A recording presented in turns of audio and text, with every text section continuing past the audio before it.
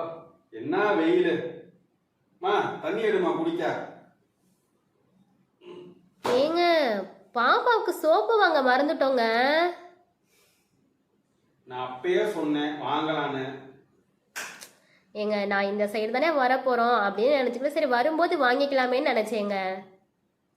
என்னைக்குதான் நீங்க வந்து புருஷன் பேச்ச கேட்டுறீங்க பொண்டாட்டிங்கன்னா? இதுவே நான் பண்ணிருந்தா என்ன தெரியுமா பண்ணிருப்ப? என்ன பண்ணிருப்பேன்?